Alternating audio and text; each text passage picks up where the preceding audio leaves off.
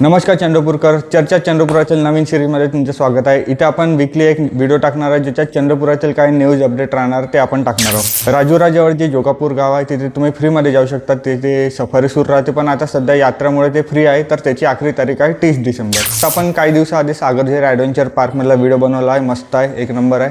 तर तुम्ही तिथे जाऊन ॲडव्हेंचरचा आनंद घेऊ शकता। मार्च 2024मध्ये जे कोळसा आहे, ताडोबामधील जे कोळसा गाव आहे तिथे गिधड आणले होते।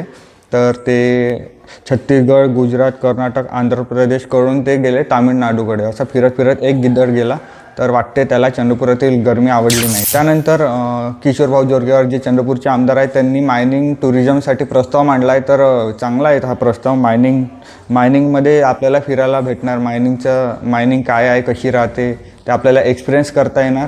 तर बढिया आहे हे टुरिझमसाठी। आणि नेक्स्ट अपडेट अशी आहे की चंद्रपुरातील जंगल कमी झालं। 35.40 to 35.21% जंगल कमी झालं। तर जंगल कमी काऊन झालं, कोण खात आहे, काय कोणता प्राणी जंगल खात आहे चंद्रपुरातील काही समजत नाही। एवढे चंद्रपुरात झाडं लावले। आणि फायद्याची गोष्ट अशी आहे की नांदापाटी तिथे फ्रीमध्ये डोळे तपासणी शिबिर आहे, तर त्याचा फायदा घ्या, संधीचं सोनं करा। बस आजसाठी एवढंच होतं। Good bye.